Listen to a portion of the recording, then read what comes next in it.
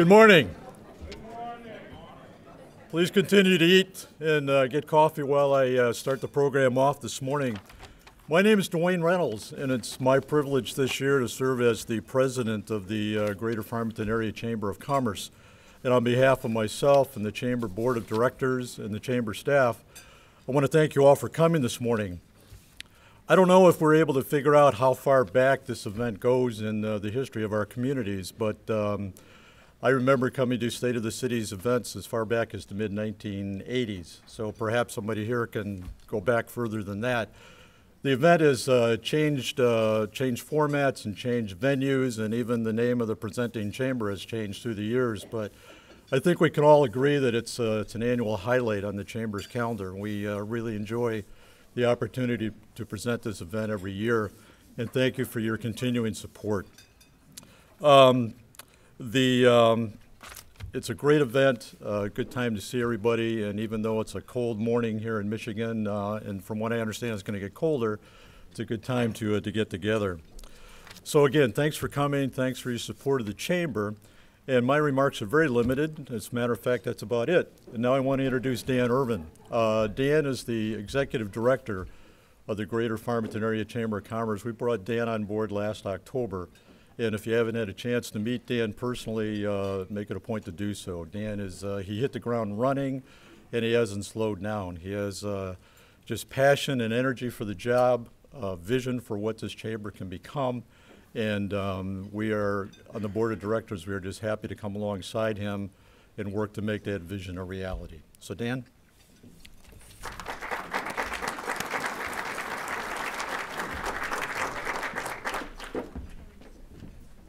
Good morning, everybody. Thank you. As Dwayne mentioned, I am Dan Irvin, the Executive Director for your Greater Farmington Area Chamber of Commerce. One of the pleasures of my job is that we get to represent two great communities in Farmington and Farmington Hills. At this time, I would like to have all of our elected officials, department heads from both cities, please stand up and be recognized, if you could do that, for Farmington and Farmington Hills. Thank you.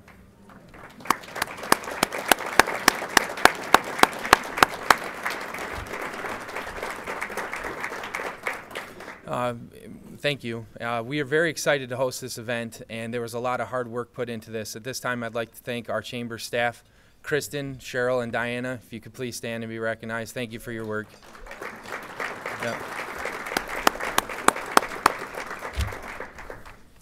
Everybody that came today, we want to thank you. This event couldn't be possible without your attendance, and we also want to thank our sponsors. At this time, I would like to list our sponsors and introduce our representative from Bosch, Ms. Kimberly Lindsay Fegan. Oh, sorry, Dwayne's a little bit shorter. I apologize for that. Our premier sponsor is Robert Bosch, and we'd like to thank our partnership with them. They do a real good job in giving back to the community, and we're glad that they're here today to sponsor this event. Our contributing sponsors are Wright and Beamer, Bright House Networks, Paulson's Audio and Video, and Botsford Hospital. Our supporting sponsor is Lake Michigan Credit Union, and our promotional sponsor is Keller Williams Roxanne Fitzpatrick. So thank you all very much for your contributions to this event.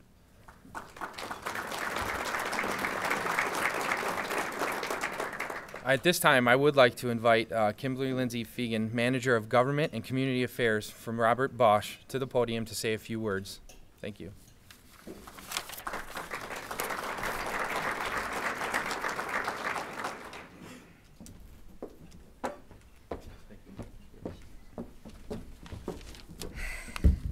Good morning.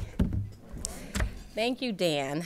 It's really been a pleasure to work with Dan, and I wholeheartedly agree with Dwayne Reynolds that Dan has really hit the ground running. So with your passion and commitment, along with the board's leadership, I fully expect the chamber to only get bigger and better in the days and the years to come. So great job. Bosch continues to be a proud member of the chamber, and once again, we're very honored to be one of this year's sponsors of the State of the City's breakfast, and I'm gracious for the opportunity to stand before you briefly. I greet you on behalf of Mike Mansuetti, the president of Robert Bosch LLC, and the over 1,100 associates that work at our Farmington Hills site. Since 1983, as many of you may know, the Farmington and Farmington Hills area has been called home to Bosch. We are a leading supplier of automotive, consumer goods, energy, and industrial technologies with over 290,000 global employees. We have the theme Invented for Life woven into our culture and all of our products and services. Each working day, Bosch files on average 18 patents, making us one of the world's leading companies for patent applications.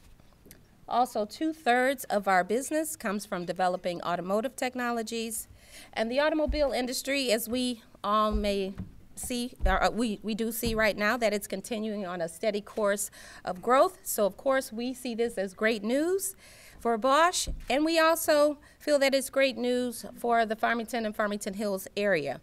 We know that we are in good company, for this community hosts a diverse concentration of advanced manufacturing, R&D, and design firms. Each time I get the opportunity to come before you, I like to mention an interesting development or fact about the company. So one exciting product that we've launched this past November is our Dremel 3D Ideal Builder, which is our 3D printer. It's the most user-friendly 3D printing experience on the market. It's the first 3D printer developed for everyone, leading the way for making every homeowner and every shop owner to be an innovator and the pioneer of the future. So how cool is that, right?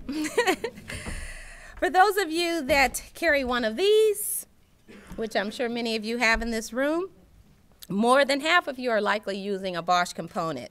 Bosch is one of the world's leading supplier of MEMS sensors, and that's micro electromechanical systems sensors. So more than half of all smartphones in the world are equipped with a Bosch sensor. And in the spirit of our founder, Robert Bosch, we must demonstrate social and environmental responsibility wherever we do business. So we were extremely proud to join this community in pursuing the Georgetown Energy Prize. So we definitely want to do our part to help bring home that $5 million prize, right? So we're cheering for that. In addition, Bosch continues to partner with the Farmington Public Schools to address the STEM talent gap with support of A World in Motion at the elementary and middle school level and FIRST Robotics at the high school level. Bosch has our Bosch Community Fund, as many of you may know, which is our U.S. foundation, and it focuses on STEM education and environmental sustainability. Shortly after it was founded in 2012, we established the Community Advisory Committee for the Farmington Hills area.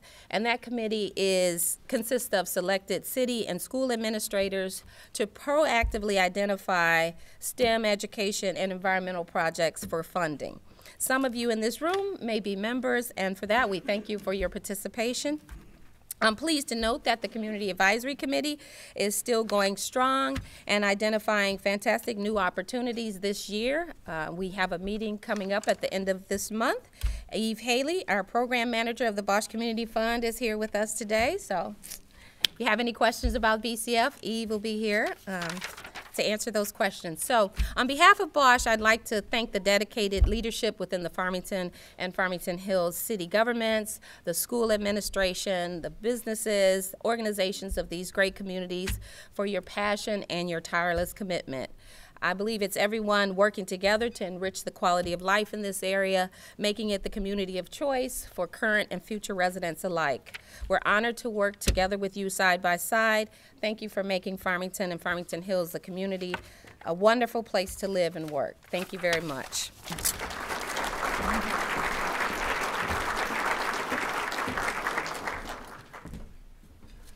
Again, thank you, Kim. As we continue through the program, we're going to have one of our contributing sponsors make the introductions for our featured speakers today. At this time, I'd like to invite Mr. Dirk Beamer with Wright & Beamer to the podium for the purpose of introducing the Farmington Public Schools. Thank you.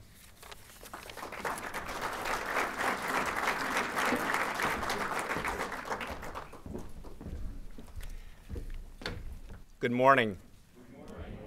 On behalf of my colleagues, Lee Flaherty, Dwayne Reynolds, Evan Chall, who are here with me this morning, let me say it really is our privilege and pleasure to once again offer support for this fantastic community event. And thank you for taking time to be here this morning. It's my special privilege to introduce the senior executives of the Farmington Public Schools. Like many of you, I'm a product of a K-12 public education. I had the unique good fortune at my high school graduation to receive my diploma from my father, who served over 30 years as a member of the Board of Education in my hometown of Arcadia, Ohio.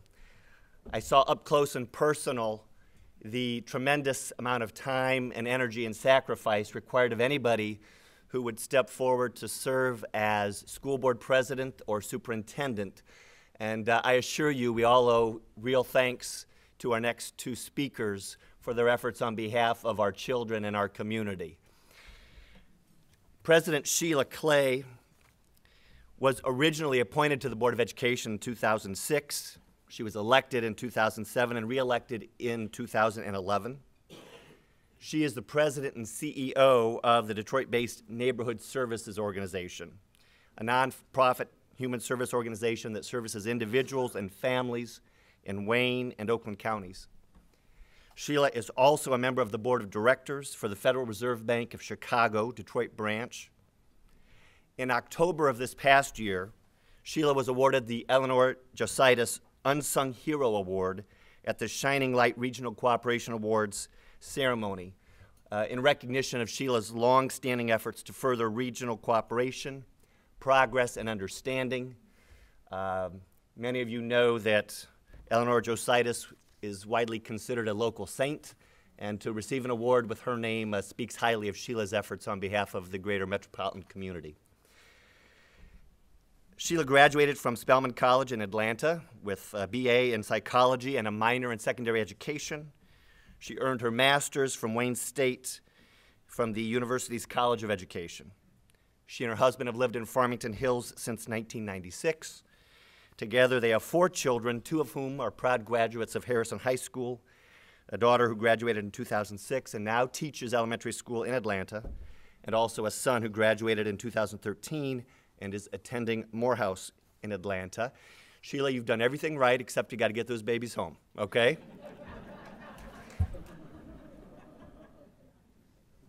Dr. George Heitch has been in public education as a teacher, building administrator, and superintendent for 39 years. He was a teacher and athletic director at Huron Valley Schools and a principal in the West Bloomfield Schools. In 2006, he joined the Farmington Public Schools, and from there he also, serving as assistant superintendent of instruction.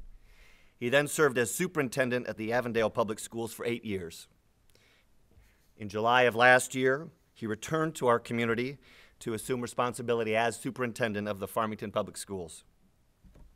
Dr. Heitch earned his bachelor's from Olivet College, his master's in classroom teaching at Michigan State, and an educational doctorate in curriculum and instruction from Wayne State University. He and his wife, Lisa, have 2 adult sons, both married, with children, and here in Michigan. He's already active in the Farmington Hills community. He's a member of the Optimist Club, the Rotary Club, the Exemplar Club, and he's on the board of directors for our chamber, likewise the Public Schools Education Foundation, and the Farmington Hills Foundation for Youth and Families. As a Farmington homeowner, I care about the impact that public schools have on community building and property values. As a Farmington Hills business owner, I care about the impact the public schools have on attracting and sustaining my future clients and employees. As a Michigan resident and a U.S. citizen, I care about the impact the public schools have on developing technically able and ethically fit leaders for the next generation. I know you care about these things as well and are as anxious as I am to hear from President Clay and Dr. Heitch. Will you please join me in welcoming them?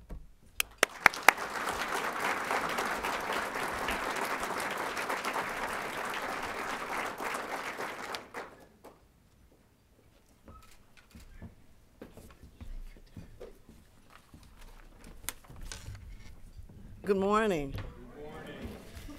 First, I want to thank Dirk for that wonderful introduction, and I also want to thank the Chamber of Commerce for hosting this important community event and for giving us, as city and school district leaders, the opportunity to share with you some of our points of pride, as well as initiatives, opportunities, and challenges for the future. I'd like to introduce some of my fellow board members who are here with me this morning. Would you stand as I call your name? Howard Wallach, the treasurer of our board and our immediate past president. Karen Bolson, our secretary of the board. And a newly elected member of our board, Jessica Cummings. Thank you.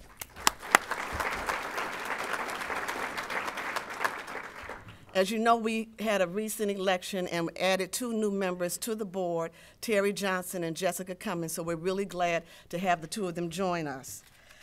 I want to tell you the reason, because we don't normally do this, have 2 people come from the school district at this event to speak. But it was my decision to do a dual presentation. One is because we've got a new superintendent. And I think it's important for you all to hear from the person who the board holds responsible for running the day-to-day operations of our school district, who's making the operational decisions, and this was a great opportunity for you all to hear from our superintendent. The other reason is because the Board of Education, we have our own television show every 2 weeks on TV10, so you can see us every 2 weeks on television. I just want to give you some basic district facts, and then I'll tell you the part that George is going to outline for you. Our enrollment is approximately 10,350 students, so it has decreased over the years. Our annual budget is approximately $140 million.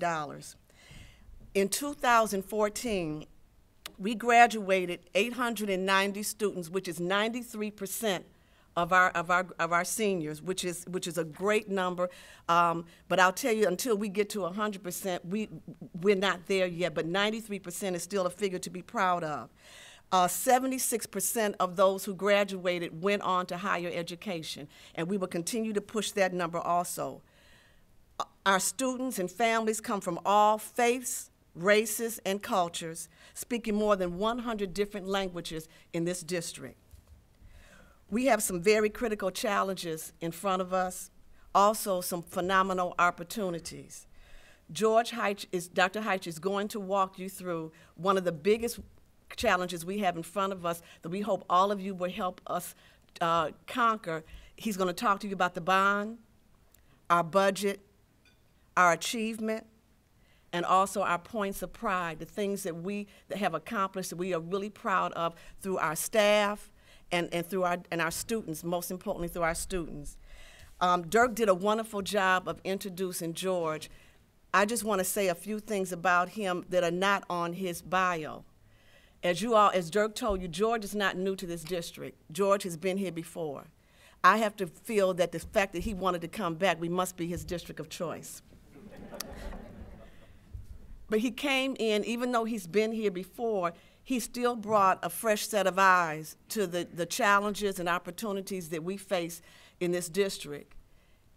What comes across very clear, it came across clear in his interview, and it comes through very clearly in every conversation I have with George, every planning I have with George. George's #1 driver for everything that he does is our kids.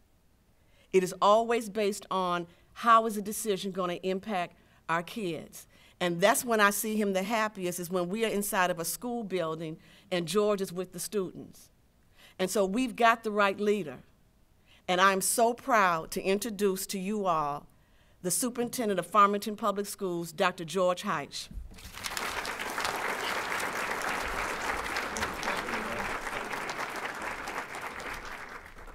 Well, good morning, everyone. Happy to be here, happy to be back, happy to be part of Farmington Public Schools again. And before I get into my scripted remarks, because people are always afraid to let me talk off script, the first thought I have is what a great breakfast this is. And one of the changes that I've noticed since I've come back is that while we're having breakfast here, Farmington Public Schools now is feeding 25% of their students breakfast. And that's because the numbers of free and reduced students that we have in our community have changed that dramatically in the last decade. So as great as this event is, and it's a wonderful event and a great chance for us to get together, it's also an opportunity for me to remind all of us that as a community, things have changed a little bit in the last decade since I've gone to Avondale and come back. And it's remarkable to me that as we come out of this recession, we can live in an area that has so much opportunity and yet has so much need. So I'm just laying that out there in front of you as I get ready for my remarks. So I'm now going to say thank you to the Chamber for giving me a chance to say that, and for hosting such a great community event, for giving us a chance to lay out what we're at. So Sheila kind of laid it out for you. I've got 3 big chunks this year that I'm in charge of kind of marshaling. We call it bond, budget, and achievement, and I'm going to start right off with the bond issue. We are coming back on the ballot on May 5th for our 3rd attempt at a capital improvement bond. And it's like the never-ending story of bond sagas around here. Been about an 18 to 20-month conversation with the community and with the business community and with the school district. And here's how it's changed, and here's why it's important for us to make this happen on May 5th. We're asking for $131.5 million. Big number. But it shrunk. It was 220 when the conversation started about 2 years ago. And we got to $131.5 million based on a community-based committee that got together and decided, you know, these are the critical needs that you have, one. And the second thing they looked at is your declining in enrollment. We were built for 12,000 students. We're now serving 10,350. We expect to bottom out at about 9,500 over the course of the next 2 or 3 years. And then as Southeast Michigan bounces back, we're going to bounce back with that and want to be a better district. So our physical plant average is 50 years old. The last new school that we built in Farmington Public Schools was in 1990, and that's beautiful Hillside Elementary. But our 3 high schools range in age from the 70s to the 50s. And those are plants that are well maintained, well taken care of, but they've got issues just like all of our houses that would be 50 years old that need a little updating, and $131.5 million is going to help us do that. We know that the future is going to require adaptive work and learning environments. All of you that are in the business world know that. You know that your worlds are changing. Well, the way that we instruct and educate students changes too, and our environment needs to change with that. And we also know that a high-quality school district is an asset to the community, an asset to job development, and maintaining that, as Dirk said earlier, is going to maintain a quality of life in Farmington Hills and the city of Farmington. So my hope is that all of you will support us on May 5th. Because I know all of us value public education to sit in this room no matter where we come from and what our background is. And we want the right thing to happen for kids and families. A yes vote on May 5th is the right thing for us to have happen. On the budget side, a unique world in public education nowadays. Some public policy decisions in Lansing have put us in a position of not being the favored child from a policy standpoint. We're coming out of the recession, and public education was the last in. We're going to be the last out. We expect to have negative or flat funding for the next 4 or 5 years, and we're going to have to figure out how to manage that. You double that in an environment of declining enrollment because we're funded by the number of students that walk through the door and come to school. You got kind of a double whammy on a negative funding side. It's our job to figure that out as public educators, and we're going to do that. Your Board of Education over the last decade did a great job of accumulating what we call a rainy day fund in public schools. But you spend it when it rains. It's been raining a long time in public education, and we've spent about as much of that rainy day fund as we can. And we're now at a point where we've got to balance our budget on a regular basis and make things work. We're committed to doing that. So that's the work of the budget. That's going to take us probably 18 months because we've got some labor agreements that have to expire, and we've got to have really good collaborative conversations with our labor groups. And we know that everybody in the system, like the people outside the system, want the right things to happen. It's just those are tough conversations to have, and they take time. The best news we have to offer is on the achievement side. And it's a hard conversation for us to have with the public and with the community because there are probably 50 different measures out there of somebody trying to tell you what's right or wrong with public education. So these are the 3 pieces I would like all of you to pay attention along with me. Are the students in the elementary schools able to read when they leave elementary school? That's a great measure of future success. If you can read when you leave 3rd or 4th grade, you got an opportunity to master everything else that comes in front of you the rest of the way. And we know that through brain science and cognitive science. There's a window of opportunity there from the ages of like 3 to 9 that are the prime learning years to learn how to read. We're putting a lot of time and energy into that. And just so you know, 80% of your third graders in the Farmington Public School leave us at the end of third grade as proficient readers. That's 14% above the rest of the state average. That's a big deal. Ultimate goal, 100%, right? But we're 80% of the way there now. So we've got 20% of those students. We got to figure out how to help manage the system. I'd also like you to focus on what the high school graduation rate is. And Sheila talked about that a little bit. But it's the new measure. You know, when I grew up in Lapeer in the 70s, I was one of the few guys that left Lapeer High School and went to college because all my buddies were going off to the shop to get a job. They either went to Flint or they went to Pontiac, and they had a great job. And the first summer I came home from Olivet College, I was so angry because I didn't have a penny to my name, and they were all driving new cars. But 40 years later, I got a penny to my name, and they're trying to figure out what it was because those jobs have vanished. But our high school graduation rate is a great indicator of what they have an opportunity for in the future.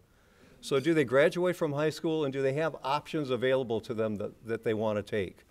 Well, Sheila mentioned we're at 93%, 94% high school graduation. That's from 3 comprehensive high schools and 1 alternative high school, which is an area that students go after they haven't had a lot of success in a traditional high school. That's a big deal. They were just trumpeting that the national average increased to 81% this week. So your public school system in Farmington and Farmington Hills is significantly better than that. The other measure I'd like you to look at if you think about schools and achievement is after kids leave us, what happens? You know, a decade ago, we could graduate you, shake your hand and say, have a good life and not worry about it. Well, we're not allowed to do that in public schools anymore. The expectation is we're getting you ready for next. And the expectation is for next, most students, is to go to college. So we have this measurement that we measure how many students enter college and then how many students stick. So stickiness for us means that you go through your freshman year, you accumulate at least 24 credits that are not remedial credits, but college level credits, and you come back for year number 2.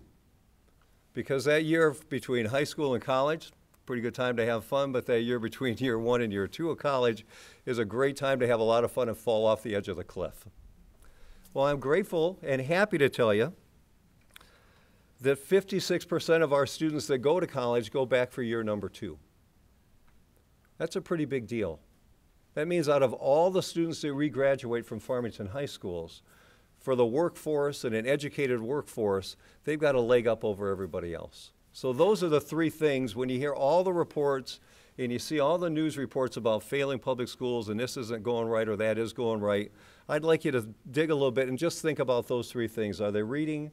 Are they graduating from high school? And the options that they want, are they available? And do they stick to those options? At the end of the day, that's what our job should be about. So we've got some great things happening. And I don't know that time's probably running short, but I'm going to keep talking. I want you to know that we have multiple learning opportunities for students, particularly at the high school level. And one of the pieces that we're proud of is that last year we had over 1,000 of our high school students take advantage of college opportunities while they were in high school. That comes in 3 different manners. One is dual enrollment. It means they actually enroll in a college class, and we help them take it, or they take it on our campus. They take an advanced placement class, which is a college level class offered in high school, or they take an international baccalaureate class, which is a rigorous international curriculum.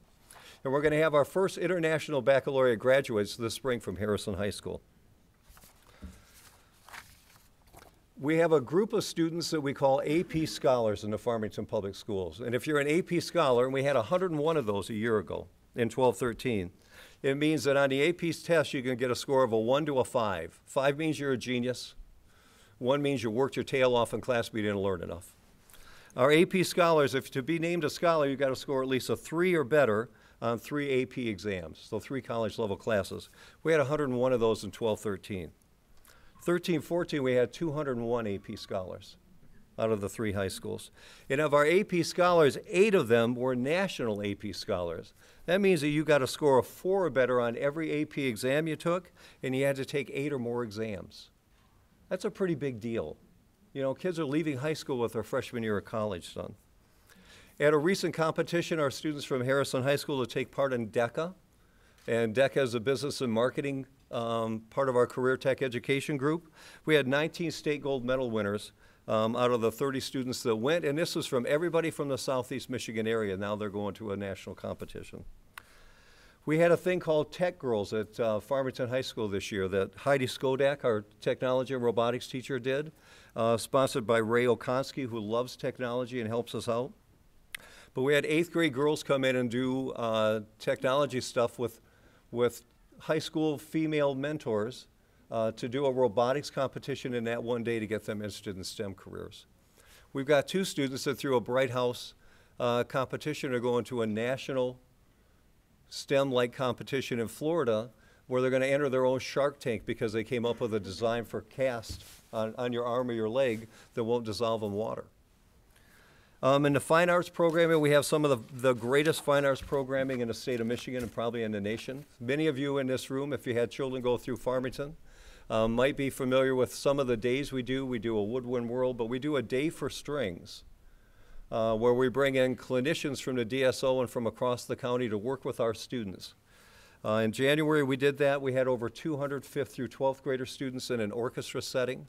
It's gotten so large that we have to do an AM setting and a PM setting because the fire marshal doesn't like us having all those kids at the high school at once.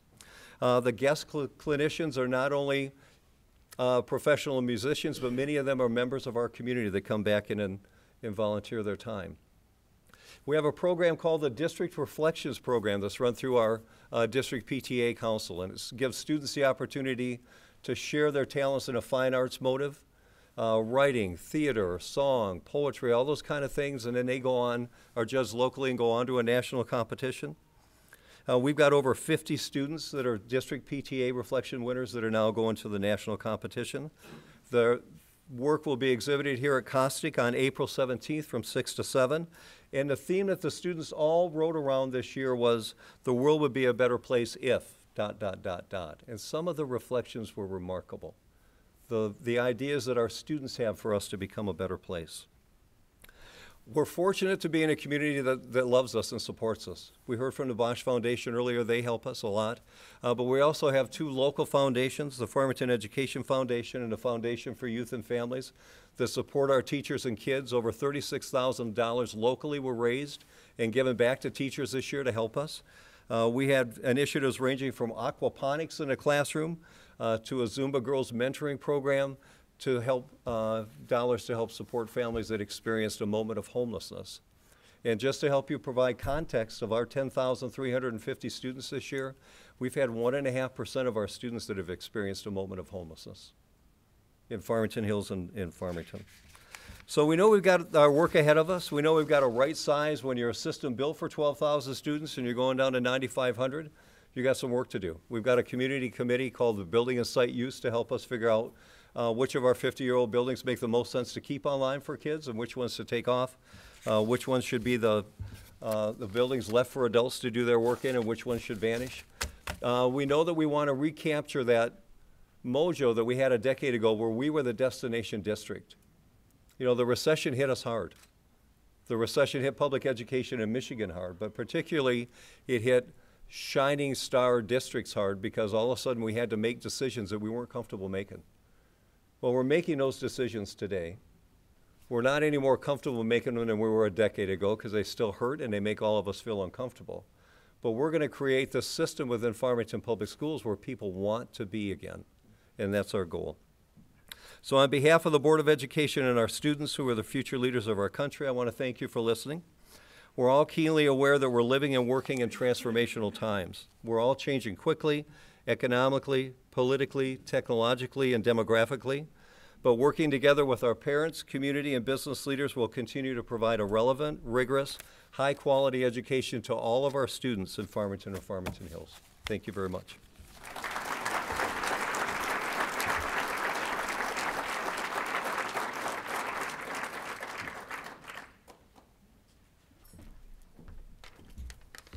Once again, good morning.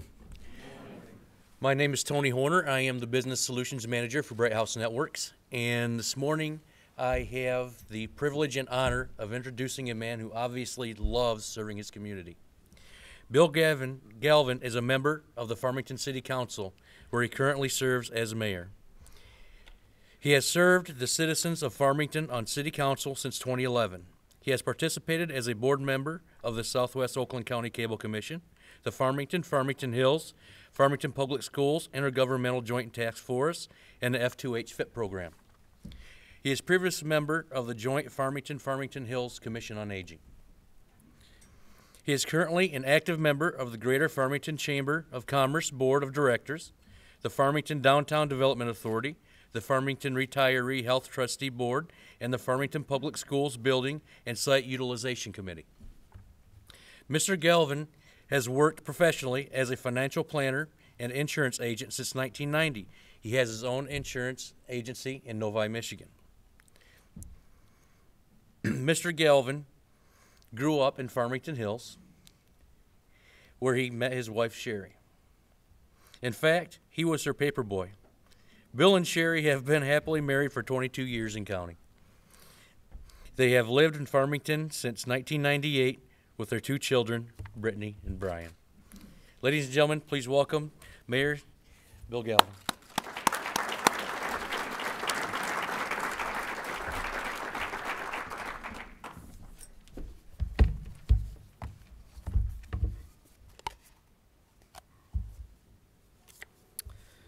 Thank you, Tony. Actually, being 5'9" works out once in a while. Thank you, Tony. Thank you to the Greater Farmington Chamber of Commerce, its board of directors, and all the sponsors who helped to make this morning's event possible. I want to start out by recognizing my fellow council members who are here this morning. We have Councilman Greg Cowley, and Councilman Jeff Scott. Thank you for being here this morning, gentlemen. I also want to introduce some of our department heads and staff members that are with us today. Our new Director of Public Safety, Frank Demers. Our recently promoted Deputy Director, Ted Worthman. City Clerk, Sue Halberstadt. Assistant to the City Manager and DDA Director, Annette Knowles.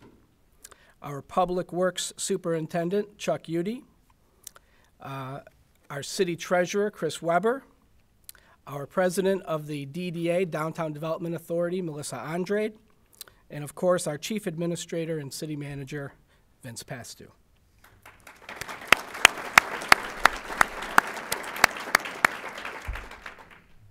These people lead the departments that provide the high level of services that our citizens have come to expect.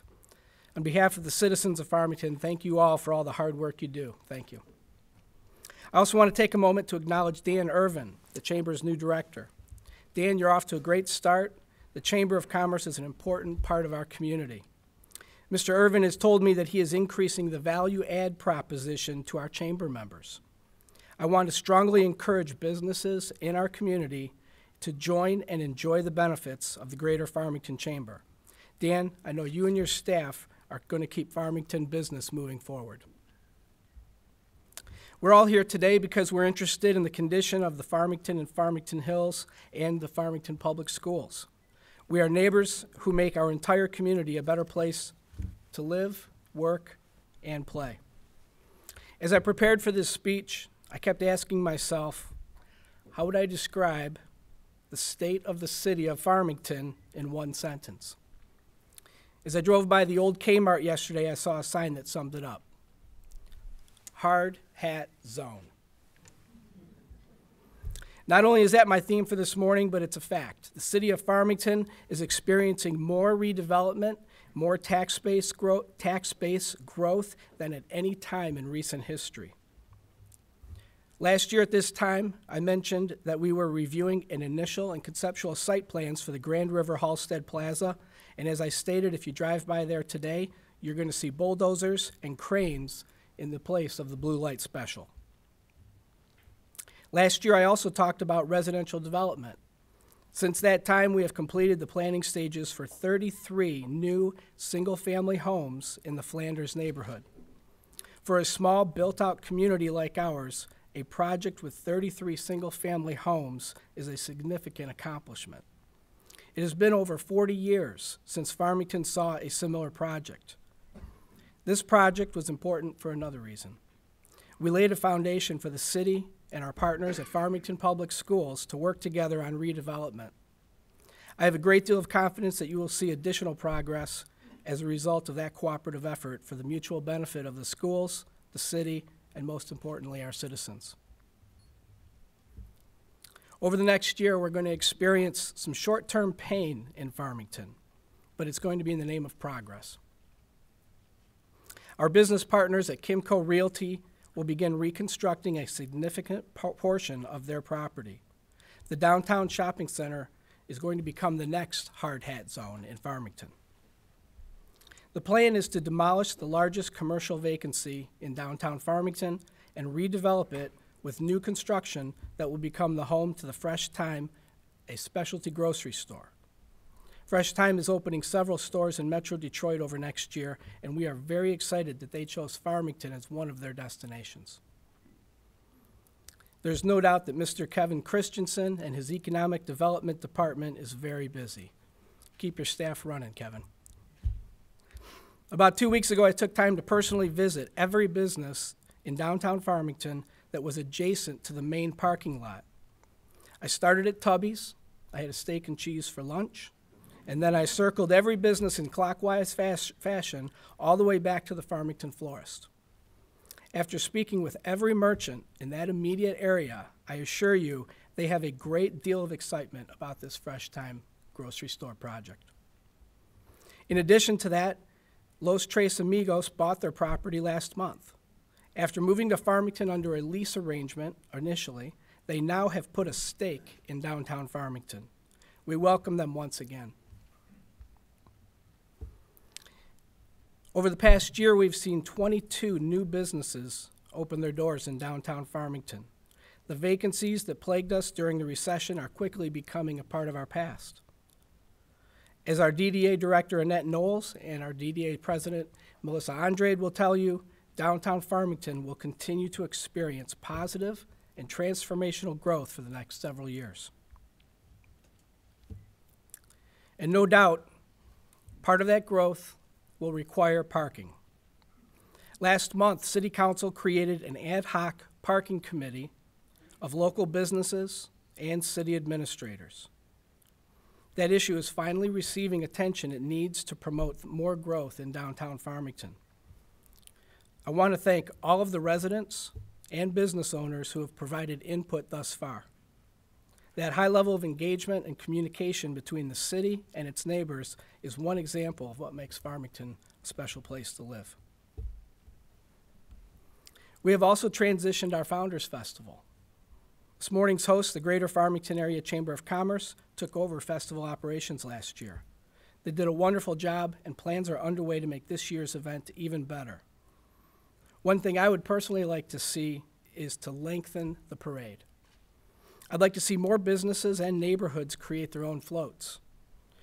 This would also make it very challenging for Mayor Brickner and I to choose the Mayor's Awards for Best Floats. I hope Barry agrees with me. In our neighborhoods, I'm glad to report that property values are up over 11.5%. And our city treasurer, Chris Weber, has told me that despite Proposal A, which caps our taxable value increases, Farmington will see taxable value growth of 2.4% this year. Actually, he gave it to me out to the 10,000th decimal, and I just rounded up, if that's okay, Chris. This represents 2 consecutive years of post-recession growth for our budget, after many years of declines. Later this year, we will explore ways to take growth and redevelopment to our neighborhoods. Our neighborhoods are inviting, they're friendly, and they're especially safe. But our housing stock and our zoning was designed for the 50s and the 60s. Families today demand a different type of home. Frankly, they want more bedrooms and they want more bathrooms. So we need to adapt our zoning and building codes to match the 21st century family. This will allow families to remodel and make large-scale additions to their current home. We often talk about making Farmington a destination, and reviewing our residential zoning and building codes is the means to that end.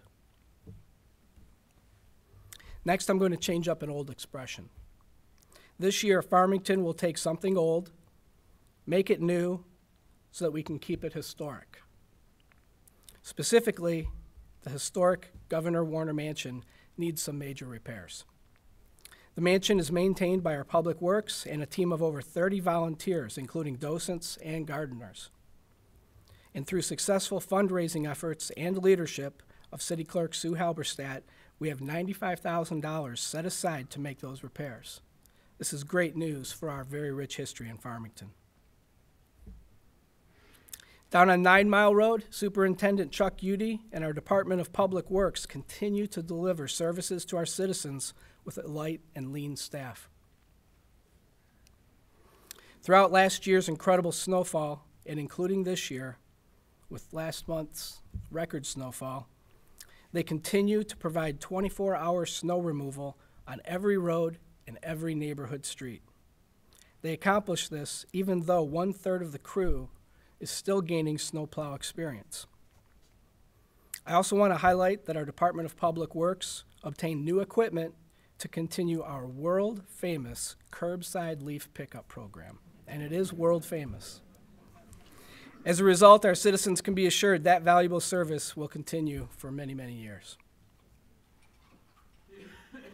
In our Public Safety Department, Director Demers has proudly informed me that our crime rate is dropping and traffic accidents are down over 12%.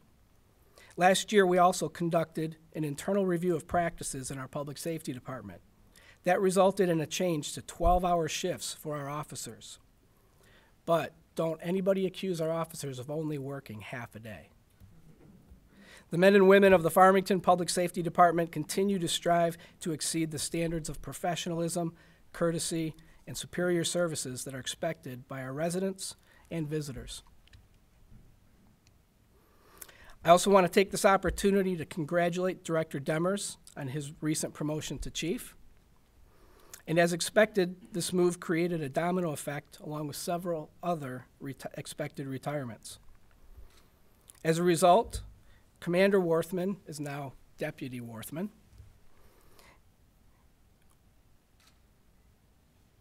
And he now heads up our Neighborhood Watch program. We've also promoted 5 other public safety officers, hired 3 new PSOs, and employ 5 part-time cadets in our public safety department. As I talk about personal transition, growth, and redevelopment, I must talk about our city manager, Vince Pastou. I've always said that our broader community has 3 key employees: our school's superintendent, Dr. George Heitch, the Farmington Hills city manager, Mr. Steve Brock, and our city manager, Mr. Vince Pastou. Directly or indirectly, our entire community relies on all of their expert leadership. After careful consideration, Mr. Pastou informed City Council that he has decided to make a professional career move and will be leaving us no later than May 31st of this year. Every employer wants motivated employees, and if Vince is driven to take his personal career upward, he has my full support. But he will be missed. Many people may not realize this, but Vince Pastou is only our 4th city manager in the past 54 years. He's been with us for 12 years, and I think that says a lot about the stability and the long-term success of the Farmington community.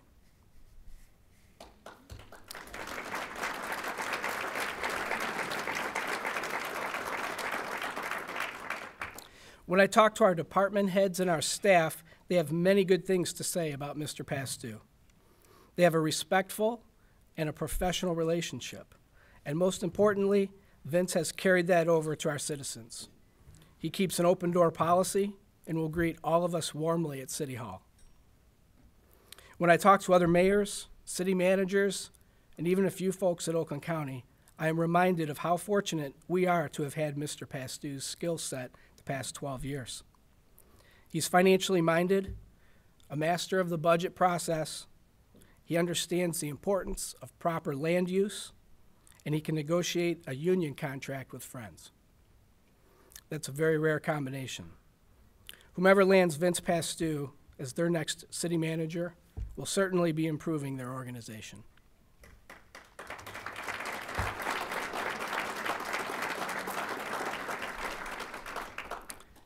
Vince, this may be a little premature beginning to a swan song, but on behalf of the citizens of Farmington, thank you for everything you have done for us for the past 12 years.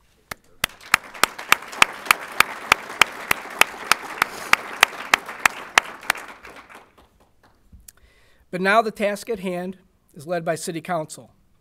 We are charged to find a new city manager to lead Farmington and become one of our community's 3 key leaders. We've hired the Michigan Municipal League to conduct a search on our behalf. The position for Farmington City Manager is currently being advertised through the MML on a local and a national level. The advertising will run through March 13th, and after that, we will meet with our consultants from the league to review a preliminary candidate information, probably sometimes towards the end of March. Public interviews will most likely begin during the first 2 weeks of April. And I have complete confidence that Farmington will attract a very talented and skilled pool of candidates. As I've joked with Mr. Pastu, we may actually find a better city manager. Vince has a very good sense of humor, so I'm not worried. I will say this, whomever is hired will have to hit the ground running. They'll need to be prepared to enter a historic, closely connected community. The next city manager in Farmington will need to be ready for a community that is experiencing a large magnitude of growth and redevelopment. I would also recommend they bring their own hard hat. I appreciate everybody's attendance this morning. Thank you again to the Chamber for hosting this wonderful event, and thank you for your time.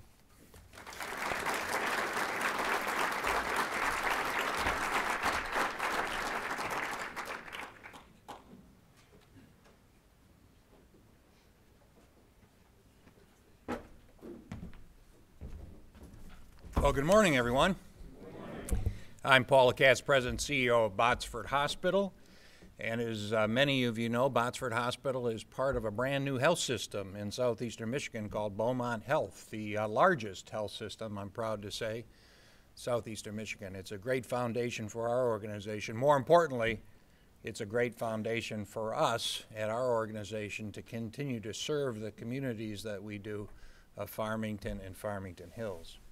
And this morning, it's my distinct pleasure to introduce Barry Brickner as our mayor in Farmington Hills. Barry was first elected in November of 2011 and re-elected in 2013. Mayor Brickner was first elected to City Council in 1999 and re-elected to Council in 2003 and 2007. Prior to his council election, he served for 4 years on the Planning Commission. He is currently on the Brownfield Redevelopment Authority and is chairman of the board of Southwest Oakland Cable Commission. He is a member of the Grand River Corridor Improvement Authority and serves as a delegate to the Southeastern Michigan Council of Governments. He is a member of the Michigan Municipal League and National League of Cities. He is the council liaison to the 8 Mile Boulevard Association, which he was the past chair. Mayor Brickner is on the board of the directors for the Greater Farmington Area Chamber of Commerce. A practicing attorney for 38 years, Mayor Brickner has lived in Farmington Hills with his wife Cheryl for 31 years. They have 2 grown daughters, Kelly and Dr. Sean. Mayor Brickner is most proud of the work done by the council and the staff that keeps Farmington Hills one of the best and safest cities in Michigan. And a little known fact is, I mentioned this last year at the State of the Cities, Barry Brickner and I grew up together across the street. His family home was across the street from mine in northwest Detroit. His family had what Barry will say was the first in-ground swimming pool in the city of Detroit. So as you can imagine, we as kids spent a lot of time at Barry's home, and I'm proud to say I've known Barry for more than a half a century because of that connection. Mayor Brickner.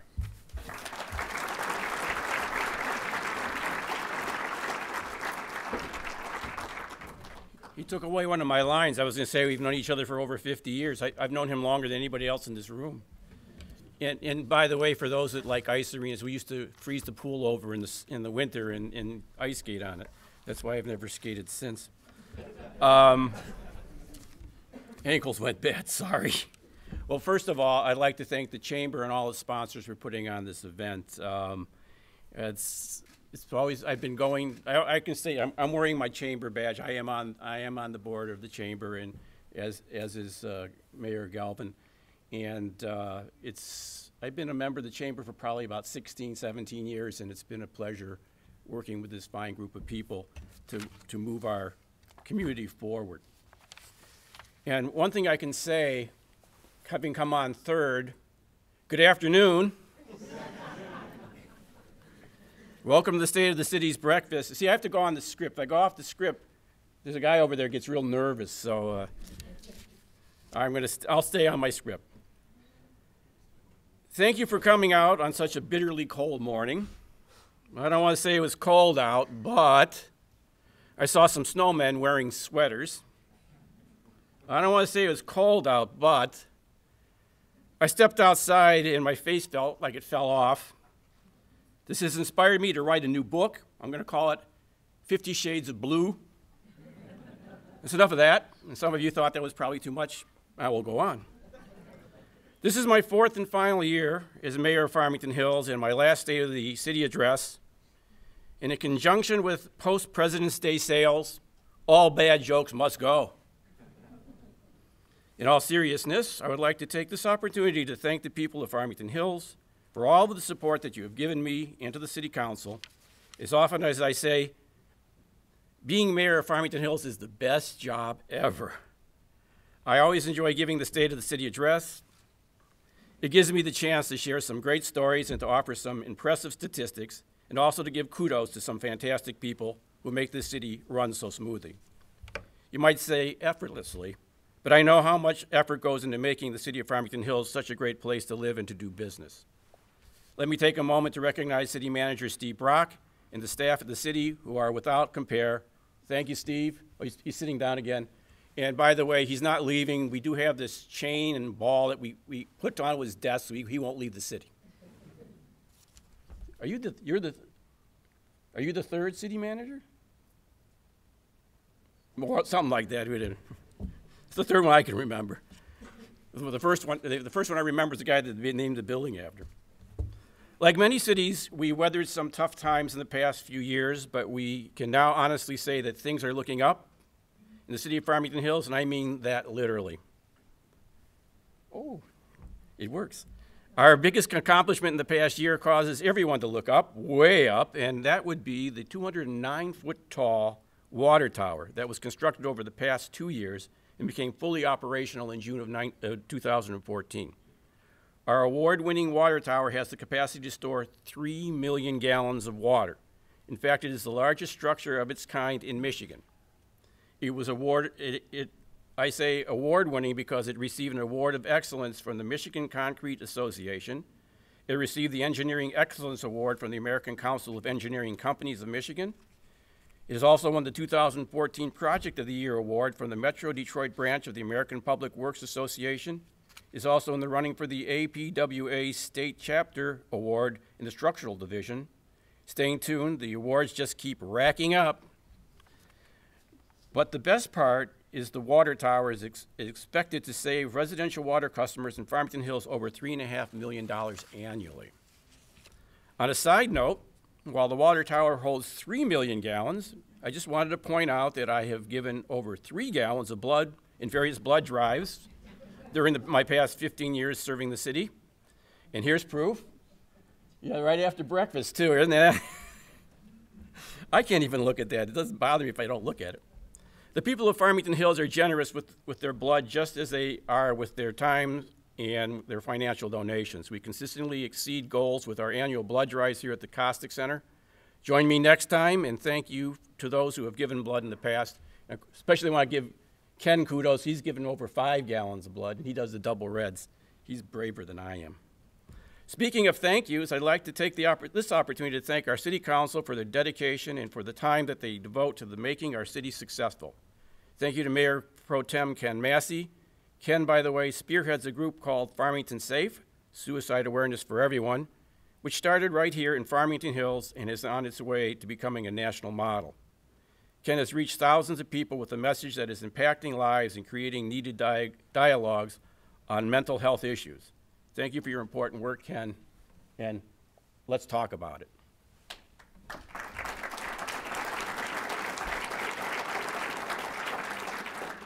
I'd also like to thank our other council members, Michael Bridges, Randy Bruce, Richard Lerner, who's here, and to our new council members, Valerie Noe and Samantha Steckloff, who began serving in 2014. I also want to give a little special thanks out to former Mayor Jerry Ellis, who's with us and has been still doing a lot of good work in our community. Keep it up, Jerry.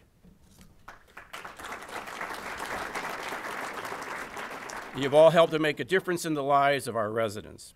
Now I'd like to share more ways that things are looking up in the city of Farmington Hills. But I guess you'd have to look down to see how things are looking up. Look down at our roads. Thank you to the voters who passed the road millage in the November election. We will be seeing increased reconstruction and preventative maintenance on our roads starting very soon. Our city has not had an increase in road funding since 2004. Passing the millage means that the roads will now be safer and there will be less wear and tear on the thousands of vehicles that drive through our city every day. Plus, we'll be able to attract and retain more businesses to the area if we have better roads. If you see a pothole, I have to get my phone out here. Yep. If you see a pothole, anybody remember this reference from last week? You can report it by using a cell phone. Just call 248-871-2850, and you don't need no fancy apps like some people think. We will see the construction of another roundabout at Orchard Lake, 14-mile and Northwestern Highway. Nobody likes roundabouts when it's under construction, but you'll like the improved traffic flow when it opens in late 2015. We hope that voters will become informed and vote in the May election on the statewide ballot proposal that could yield $1.2 million a year in the funding for Michigan's roads and bridges. We all hope that voters will also become informed and vote on the May election on the Farmington Public School millage proposal. I also want to thank the residents of Farmington Hills for supporting public transportation and renewing the SMART millage in the past year. It's another way that we can attract businesses to the area and provide much needed bus service to members of the community. In 2015, things are also going to be looking down so they can look up with the Middle Belt Tunnel Project. The project involves building a 7,600-foot long, 9-foot diameter tunnel under Middle Belt Road from just north of I-696 to 13-Mile Road. They're actually already working on it right now, but you don't really notice it because most of the work's going to be underground.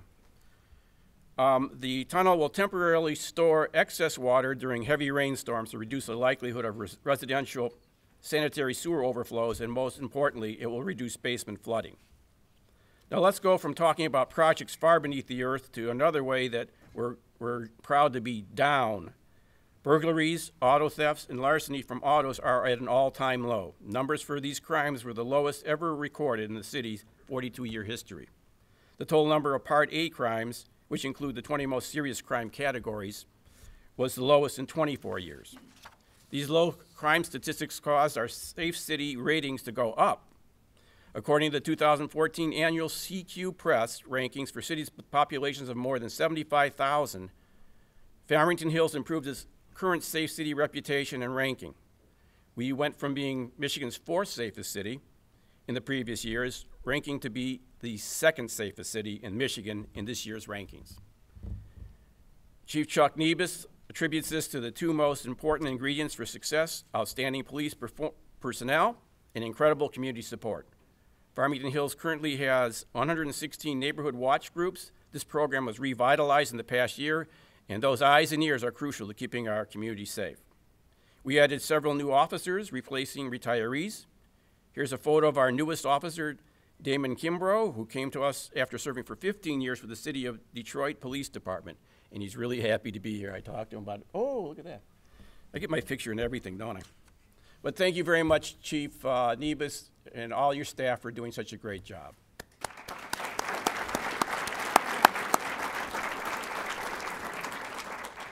In November, the police department also began using ProQA, Emergency Medical Dispatch. It's a software program that guides dispatchers in collecting vital information.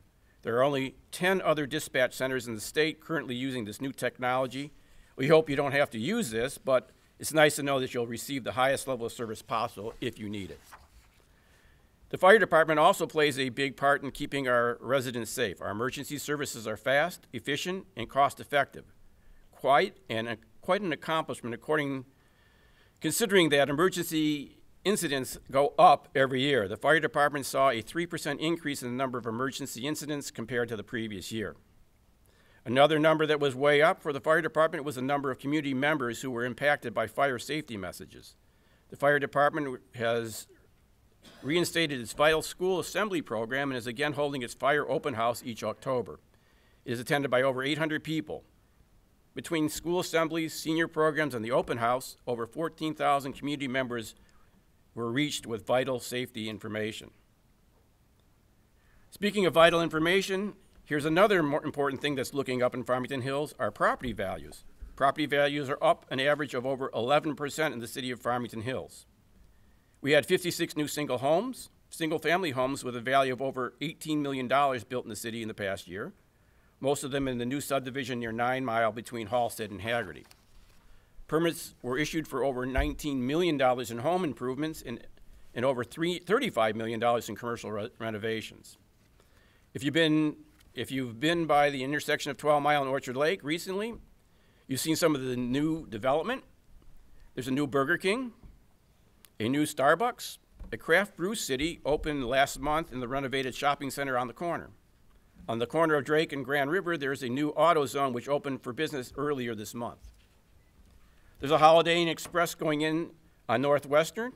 Nissan is putting on an addition. Tom Holzer Ford is expanding. Construction is looking up. Unless you're talking about the Alexander Hamilton building along 696, that's going to be coming down after being vacant for over 8 years. We look forward to further redevelopment on that site, and that's going on. Discussions on that is going on right now. In other development news, the Corridor Improvement Authority will continue its work to revitalize the Grand River Corridor from 8 Mile to Orchard Lake Road with sustainable development, public transit, and non-motorized access and natural feature enhancements. And I'd also like to thank the City of Farmington, because they are the other end of the Corridor Improvement Authority, right down to their Downtown Development Authority. We've been working hand in hand to make sure that the Grand River Corridor is the new place to do business. We also look forward to selling the land on the site of the old AT&G building on 8 Mile Road for redevelopment. It previously housed a tool and die company. The building was demolished and the site cleanup was undertaken using brownfield funds. We're cleaning up the town. We're also looking up in bringing energy costs down. We're focusing on ways that residents can reduce their energy usage as a part of the Georgetown University Energy Prize competition. Farmington Hills made the first cut, is now one of 52 communities competing for a $5 million energy prize. Without the support of our residents, we'll be among the most sustainable and energy-efficient communities in the country. Winning the energy prize will give Farmington Hills and Farmington a competitive edge in attracting businesses and residents looking for a sustainable community. But don't take my word for it, get engaged. Find out more on Facebook, Twitter, and the City Sustainable FH website. And I want to let everyone know that this is a group effort with the City of Farmington and with the Farmington Public Schools. We're doing it through education. We're doing it through teaching people to do what we've already been doing in our cities for their homes. If you need further inspiration on becoming green, head to the Nature Center. If you haven't visited the newly groomed trails or seen the new Children's Garden, you're missing out. The Children's Garden was built in 2014 with generous support from the Chrysler Foundation, which gave both a monetary donation and priceless volunteer work days. Plants were also donated by the Steinkopfs, including the tomatoes, okra, beans, celery, squash, basil, and eggplant. Now that's going green. And it's all part of the No Child Left Inside initiative that our Special Services Department has strongly embraced. With over 600 acres of parkland, there's no excuse not to get out and get active if you live in Farmington Hills. If you want to get really active, grab your skateboard and visit the Riley Skate Park. Tony Hawk did. He's looking down now. He fell down too several times. Last August, Tony Hawk put on an exhibition attended by over 3,500 people. It was one of only 8 stops on their summer 2014 Midwest tour. Not just looking up, he was looking upside down. We don't have the pictures of him going in the half shell going sideways. But I did talk to some of his crew afterwards, and I asked, is this one of the best skate parks in the Midwest? And they said, yes, it is. So we're very proud of that. Now, oh, there I am. Is there hair growing in the back there? Yeah, I guess so. Now, this guy's not quite as active as Tony Hawk, but here's another highlight of 2014, the June opening of the fishing pier at Founders Sports Park.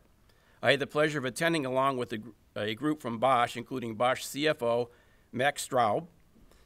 We're grateful for fantastic corporate partners such as Robert Bosch, who give generously to so many of our city programs. The Founders Fishing Pier was fully funded through a grant from the Bosch Community Fund. It will be used for nature center activities focusing on pond ecology, wildlife conservation, and the sustainability of the watershed. And it's also a fun way to go fishing. And if you have little kids and you want to teach them how to go fishing, take them out to the park. It's a fantastic pier.